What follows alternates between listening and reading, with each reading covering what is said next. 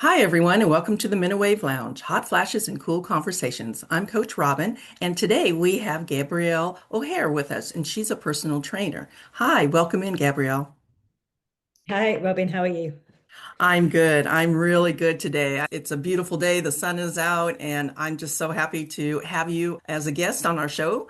I'm going to read a little bit about you to tell our audience who and what you are. And You? you are such an interesting person. I'm just so excited. Gabrielle is 53-year-old personal trainer, nutritional coach, and author based in the UK.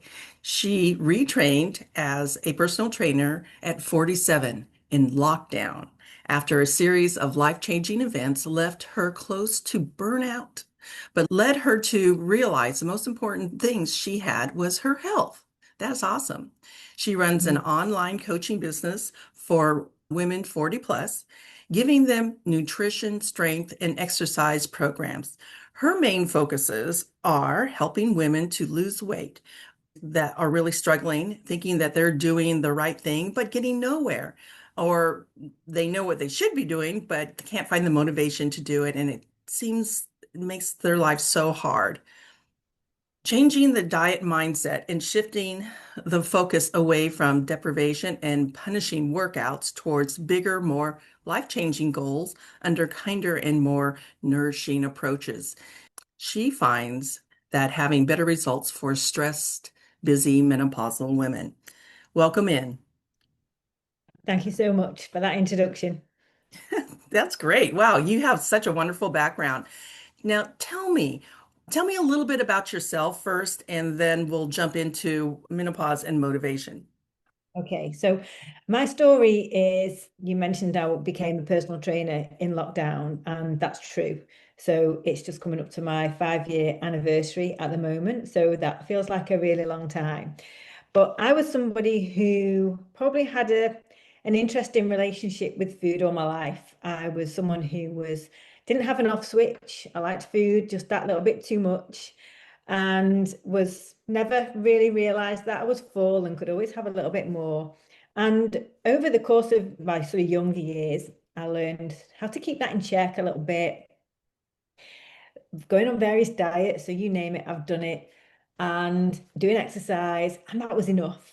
But then when I got to perimenopause, and I like to talk about midlife and menopause at the same time, because menopause is obviously when our hormones change, no explanation needed, a big source of stress. But it very often coincides with the time of our lives when other stuff is going on in our lives as well, which is really difficult. And I had a few years where I was coping with issues in my work. I ran a business with my partner, and we were really struggling. So you're living with the fear and the stress and the worry of that. I had to go and find another job because that business, we had to close it because a big client went into administration. And that was out the frying pan into the fire, really stressful. And then my dad got diagnosed with terminal cancer. So again, things that we know happen to women at this stage of our lives. And whilst I was going through all these changes and this stress, I really realized that my cravings just went off the scale. And I really sort of struggled. So I wasn't able to control my weight in the same way that I had done before. And that was really when I realized, mostly because I realized I was perimenopausal. Obviously, I had this terrible news about my dad. Mm. I'd got fired from my job. We were in 2020. We all know what happened then. And everything about my life had just everything that was familiar, everything that was comfortable, everything that I'd worked so hard for or maybe taken for granted was all disappearing. And I knew my life was going to continue to change around me. And that's when I realized that there was only one thing that I could control, and that was my health and my fitness. And that was when I started to really focus on that because at this point I had no job. I had no idea how I would get my career Mm. back on track. And it was a big 47 perimenopause, having to start again. I really was faced with that, and I had no idea how to do that. So you look at that and you think, no wonder you're having cravings and your weight going up. And Yeah. Yeah. how do you make any sense of that? How do you pull your life back together? And the only thing that I could start with was my health and fitness. And that was when I decided to become a personal trainer because back then I just couldn't find anything on the internet that gave me the information that I was looking for that I needed. So I decided to find out the answers for myself. Wow, that is quite a story. And I think we can very much relate on lots of levels when our life falls apart in our perimenopause and all the symptoms are coming on. And it sounds like you had a lot of, it wasn't just one thing, it was like when the world's on fire Yeah, it scenarios. was. And then you Yeah, throw menopause in there, and then it's just woo. yeah, good timing. Yeah, so I think a lot of us can relate to some of the things that you're going through. And wow, what a Absolutely. story, what a testimony. So, how do you find the motivation at that point? It must have been just like one day at a time where, your health, you had so many things on your plate. How do you pull that? How do you pull that together? That's a really good question. And I guess the answer to that, when I think about it, was I realized I had to start going easier on myself. That was a big change because something that I know I was guilty of myself and that I see in many of my clients as well is I have so much respect for every single woman I've ever come across because we're so capable. We can do so much. We hold ourselves to such high standards and we want to be doing everything perfectly and putting more pressure on ourselves. And I was very much in that point, in that way of doing.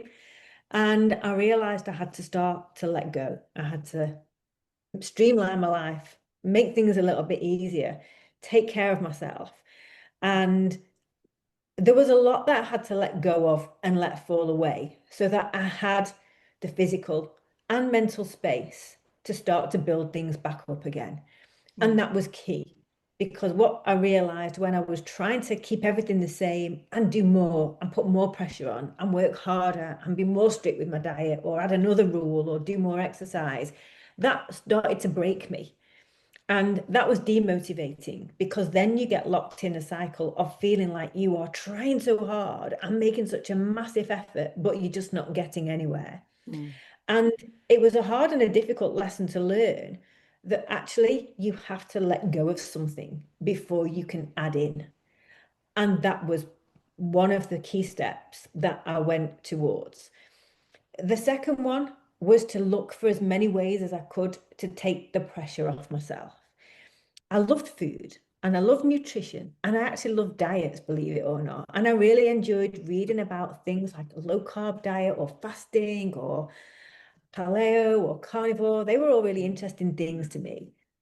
And I started to realize that actually it didn't have to be that hard. It could be a lot easier. I could have a lot more simple approach to food that was more enjoyable, less restrictive, less difficult. So that was part of the change that I made.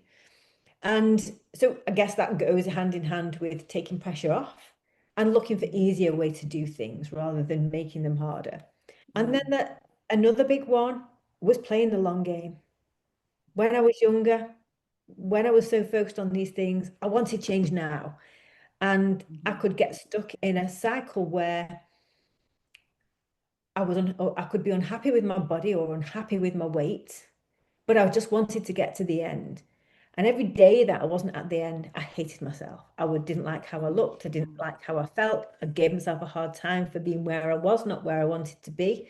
So you're really focused on that gap. And Mhm. that changes your mood, that changes your motivation. It puts you in a negative headspace. And I just got tired of being there. Really, it was playing the long game and starting to accept myself for who I was and who I was today, and not letting how I looked or how I perceived I looked, because it's all relative, isn't it? Change how I ruin my enjoyment of that day. So there was a lot of letting go and mindset changes and mindset shifts to make space and to make things easier. Mhm. And I think really taking the pressure off was how I was able to bring the motivation up. Yes, that is so important to check in with our mindset because we are our own worst critic. We can beat ourselves up quicker than anybody else can. Yeah. And Yeah.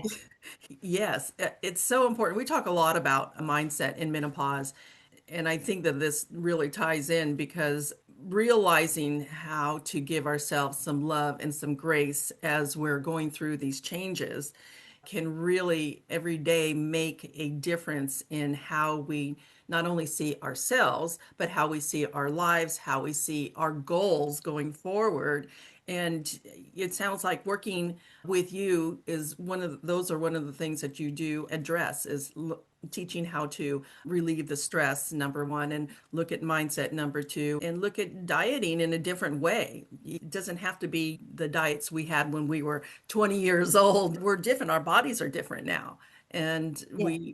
they respond differently. There may be allergies, or there may be certain types of foods, or certain types of foods we need to add in, supplements, different ways of exercising that our body likes better because, once again, we're not 20 years old. Absolutely. Absolutely. And part of my mindset was almost rebelling to a degree. And this is probably hard for me to communicate in a way because I am a personal trainer and the story is about weight loss and I help a lot of women lose weight.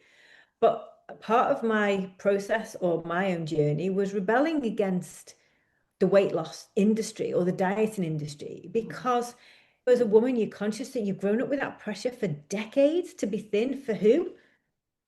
To just fit in, to look like you're supposed to look like, that some man in a magazine that will never see you thinks is what women should look like. So there was some conflict for me around those areas. And I had that stopped me from addressing some of the issues that I had for a while because I was rejecting that narrative and didn't want to buy into that so much. And what maybe changed for me now, I think we going through menopause is actually a really incredible experience when we get to the other side, or when there's moments of clarity, when we can realize that our what we want now is different, that our priorities have shifted and our beliefs are different. And I think we can feel quite empowered to do things for us for the right reason. And there was a lot, I think anyone who is struggling with their relationship with food, maybe. My thing was always about cravings, and that was first and foremost my problem. And I had to address that before I could lose weight.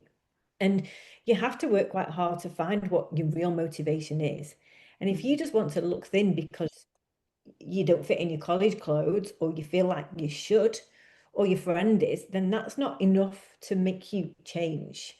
What changed things for me was realizing how important it was for me to take care of myself now, not to be a size, but to feel strong, powerful, and capable, because I didn't want menopause to be a turning point where you just slid downhill. I wanted to say, okay, this is happening to me. Would I choose it? At the time, maybe I wouldn't. I think it's a really difficult thing for us to go through, but ultimately we have no choice. But that doesn't have to mean the end of us and what we're capable for. And I started to view that very much as an opportunity for me to almost come into my power. Our children can grow up, we can want different things. We've had the house, the car, the holidays. Now we want to have something that's different. And I think when you find out what that is, and you find something exciting that you want, then eating well and moving better and learning how to take care of your body, that becomes the important thing, or the thing that is going to get you to the place you want to be. And what we weigh at the end of it is almost like a side effect of that mindset shift and that change in priority. So you're not driven by what your body looks like. You're actually driven by what you want to feel like, how strong and powerful you want to feel, and what you want to achieve in your future.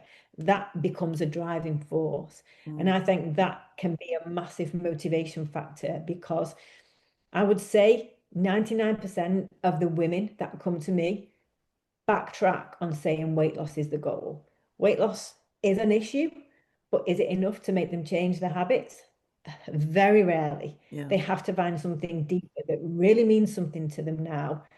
And when I talk about my real goals with my clients and when they tell me theirs, there's many times when we're in tears because we're tapping into something that's so emotional and so important and so deep. Mhm. that we get upset by. You have to find what is underneath to motivate you. What is your why? And when you do that, then the byproduct is eating healthy and also to working out and movement. And also all those come together in a big circular connected piece. So I Mhm. completely understand how when you dig a little bit deeper and you really find out what that why is, then everything else comes together. Because like you said, we're not we're not 20. We have different goals. We have different reasons why. We look at health in a different way. We're getting to know our bodies all over again, so to speak, with menopause. And yeah, it's really important to dig a little deeper. And I'm so glad that that's how you work with your clients. It's how I work with my clients in a mindset, helping them to go back and discover what the blocks are Yeah, that are yeah, holding us back yeah. because we've lived with them for a long time. We don't even realize that they're still operating underneath a false belief system that we're Yeah. buying into. And when I work with my clients, that's one thing that I do is look at the belief system and dig a little bit deeper and say, does that still serve me? If it doesn't, let's change that so that we Yeah. can get a good, healthy mindset going. And that's, I believe, is part of motivation as well. But wow, that's great Everything. that you can work with your clients like that. Yeah. And it's interesting because weight loss is something that people have. I went on my first diet when I was 13, believe it or not. Some family member told me I'd put weight on to a 13-year-old kid. And the bubble bursts of innocence that your body is just a body and just what is nothing, no one's looking at it. It's not good or bad, it's just you. That bubble went in an instant, and I was self-conscious from that moment onwards. And there's probably a lot of women who have lived with that goal for decades of wanting to lose weight, and people are scared to let go of that because they feel if they stop aiming for that, then suddenly they'll lose control over all the food and that will send them back. And that ties into that belief system that you mentioned, because we've cultivated this for a long time and we've controlled it and we've hung on to it and we're scared to let go of that. But Mm. there can be so much freedom when you do let go of that and move past it. And it's crazy that actually letting go of that can probably get you better results than hanging on to it ever did. Absolutely. Absolutely. So, what kind of advice would you give? Excuse me. What advice would you give someone who's struggling with menopause symptoms and overwhelm and sabotaging behaviors? What are some of the things that advice that you would give your clients? There's two ways to look at the sort of the piece around that is that on one side, we have to look at how let's just talk about food just to simplify things rather than talk about food and exercise all the time. I look at it as there's two sides of a coin, and there's reasons why we eat. We eat because we're hungry, and we eat when we're not. And we have to spend more time looking at why we eat when we're not hungry than anything else if we want to solve this puzzle. We need to establish how a lot of women have a pattern where they are trying to eat small portions or trying to restrict themselves or feel like it's ladylike. And we'll have a tiny breakfast, or maybe we'll skip breakfast, or maybe we won't have time, or we just grab something quick, and then we might not get a chance to eat so much later on. And then our hunger catches up with us to a point where we're desperate and we just literally have no self-control. We eat whatever's there, and then the floodgates are open and we keep going all day. This is a really common pattern that people are in. They go to bed, they feel full, they feel cross with themselves. The next morning, they think, I'll make up for yesterday by skipping breakfast, and the whole cycle starts again. Mm. So there's two things that I recommend for people who are struggling. One, you have to establish a really solid nutritional framework. And quite simply, that is 3 good meals a day. So you need to think that you're keeping yourself well fed and giving your body a good dose of really essential nutrients on a regular schedule 3 times a day. Mm. And a good meal could be Greek yogurt and fruit and nuts. It could be an omelette. It could be chicken fajitas. it can be anything, but really we want to make sure we're having plenty of protein. We eat the carbs we love because that makes us happy. We don't want to be deprived when we're at this age. And we have plenty of veg because that's good for us. It keeps us full. And establishing this nice, simple nutritional foundation is really effective. It gives people more energy, they can sleep better, they think less about food, they get more productive. It's a game changer. So we can look at that side of the coin. But even if you get this fantastic sort of meal schedule in, if you're like me, the sort of person who has a bad day or has a bad sleep or whose energy dips, they'll reach for the biscuits just to pick things back up again. You have to start looking at what your triggers are. I remember there was one Good point. day when it was like I woke up in front of the fridge. I'd been working, I was working at home, and I found myself with the fridge door open, looking in, looking for something to eat. And I must have done it hundreds of times before. And for some reason on this day, I thought, why am I here?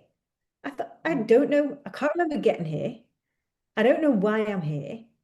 And so I closed the door and I went and sat down and I got my journal out and I just wrote, why did I go to the fridge? And I replayed back what I had been doing. And I was working, I was sat on my laptop and I had a job to do that was really quite uncomfortable, that was making me feel quite anxious and quite stressed. And what I realized on that day for the first time, that the discomfort of what I had to do had built up to a point where I couldn't bear it. So I had to go away and distract myself from it and eat something. And that was something that I did every time I felt uncomfortable. That was my go-to. Until that day, I never knew what I was doing, why I was doing, and what was making me do it. And that started me on a journey of looking for my triggers. When you understand what your triggers are, you then can do something else that's not eat. Because eating a piece of cheese out my fridge was not going to make my work problem easier or less stressful or less anxiety inducing. So if that's the type of way anyone listening to this eats, then you have two jobs to do. Give your body good nutrition, give it what it needs. That's going to take away a lot of cravings, but then you have to look for your triggers. That's a very good point. Triggers are, they're sneaky little things. And I can very much relate to what you said about standing in front of the refrigerator, Yeah. bored.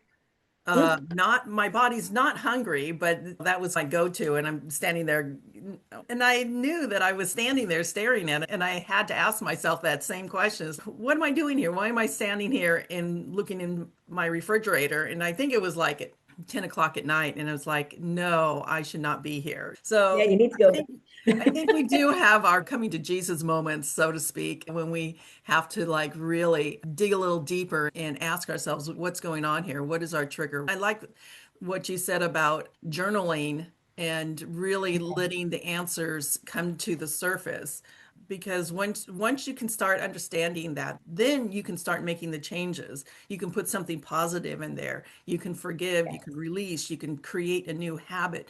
And if you're feeding your body correctly so that it doesn't think that it's starving or has to trigger you into going and finding a snack food or something like that, then Yeah, yeah, so you got to give it a good foundation and then you got to work on the motivation. That is excellent. I think we do a lot of, as women, we do a lot of self-sabotaging and huge. And I think and this is where I think it's really helpful to explore this a little bit because you can laugh and you can recognize the boredom, but women are under so much pressure in society. We feel, and when I chat about this with my clients, it's fascinating what we come up with and how common these things are. But we can do most of the work in the house. We go from looking after our families, our children, our partners. We can be very nurturing at work. We have to care for friends. We have a huge amount of responsibility. We're very tuned into what other people feel and what other people are thinking. And we're very bad at paying attention to ourselves and noticing when we're off. And even if we do, we feel bad about it. And when we start to see how much we get pushed out of our own lives, and how very often our eating habits are a response to dealing with that, the fallout from it, then that's really empowering us to give us the motivation, not just to change our diets, but to change our lives, because really it's not fair. And yes, we can have very busy schedules and really demanding lifestyles, but but a lot of it is a mindset. Just maybe change the way I say that. We still have some control, even with an insane schedule, to find a little bit of space for ourselves. And when you help a woman find out how to do that, her life can change. I had a client who was a lovely woman, and she was having a terrible time with the menopause. She had an arrangement with work because her sleep was so bad she could work from home and have flexi hours. She had a family, she ran a running group, she had a busy social life, and she was just keeping all these plates spinning. She was gaining weight, her running was getting worse. And we did a coaching session, and I think she was expecting me to tell her how to change her diet. And when she told me a little bit more about how crazy her life was, and I said to her, "What do you ever do for yourself?" And she said, Nothing." And I said, if you could do one thing for yourself, what would you do? She said, "I've got a stack of books in my house that I never get a chance to read." So I said, "Fine, okay. What time do you turn your phone off?"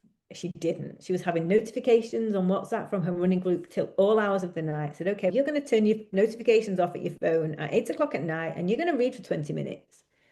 Are you up for that?" Yeah. And then I caught up with her a month later. And then again, a few months after that, she had totally changed her life around because she made one small change and let herself read a book and chill out. And then she thought, "Oh my God, how easy is this? What else can I do now?"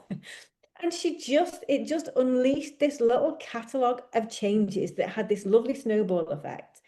And she ended up losing weight. One of the things she never managed to do was to get to the gym to get stronger for her running. She joined a gym. She started going hiking and hiking up to these beauty spots and doing these cold water dips. And she would hold her boundaries really tight, even if her daughter would come up to her when she was reading a book and say, "Mum," "No, I've got 20 minutes here. You come back when I'm finished." That's And awesome. she did it in the most wonderful, humorous way. But that was a woman who unlocked all of those changes by carving out 20 minutes for herself. Yes, it starts with small steps, doesn't it? Just in Yes. honoring yourself in those small steps. I have to agree 100%. Small steps. And you can go through your whole day and maybe not even have anything. I start my day, I have my list of things to do. And if I at least accomplish one thing, which is brushing my teeth and making my bed, then I have accomplished something. That is my thing. That is my thing. Every morning I get up, I brush my teeth, I make my bed. And the rest of the day seems to flow pretty good. And yes, ups and downs and all kinds of crazy stuff. That's because that's how life is. But I can always look back at the end of the day and know that I did one thing Yeah. off my checklist, which was make my bed. That's really awesome. I just feel any woman that really needs to regroup, reorganize, find their motivation, and working with you would be just an amazing thing. I'm just so excited that you got to come on our show and share Okay. a lot of these benefits of working with you. It's so important that we as women support each other and we have wonderful coaches like you and I to work with and help to give us clarity and motivation moving forward in our life. That's amazing.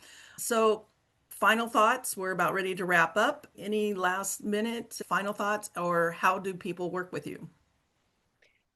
I think final thoughts for me would be, for anyone who feels like they're struggling, is to just see if you can find that little half an hour, that little 20 minutes. One thing that I've learned, that women can recover and bounce back from a very small amount of downtime, and that can be so powerful.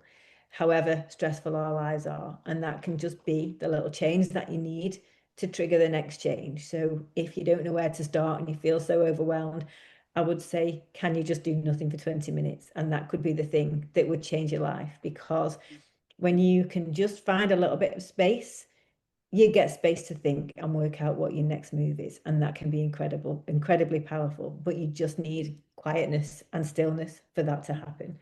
So That's that would be maybe my final thing for someone who's struggling. that's awesome. That's awesome. And those are such good words of wisdom. And I think we as women, sometimes we need to do that. We just need to stop, take a break, listen to what's going on in our heart center. And you'd be surprised when you just turn everything off for a while, what rises up. And Yeah, give ourselves, each of us, give ourselves some love and attention and grace and love so that we can fill up our love cup and be able to give back to others. Because yeah, if you're not taking care of yourself, how can you take care of anybody else? you just can't. That's awesome. Thank you, Gabrielle, for coming on to the show today and speaking to our ladies. And ladies, if you know somebody that needs to hear this, please send them to the Women's Menopause Support Facebook group. That's where all of us care providers are. And we're happy to share and care with you and help you through any struggles that you're going through. You can talk to us. We have many wonderful care providers that support the group. This podcast is on YouTube, Apple, Amazon, Facebook, and Instagram. So tune in, share, get connected. And thank you, Gabrielle, for coming on our show today. So, Gabrielle, how do people find you to work with you? My website is called thriveafter40.com. So that's www.thrive-after40.com. And of course, I'm on the Men Wave team of care providers. So you can find me on there as well. Yes. And all the information will be in the notes below. So reach out to Gabrielle and take care of yourself. Thank you, ladies, and have a wonderful day. This is the Minawave Lounge, hot flashes and cool conversations.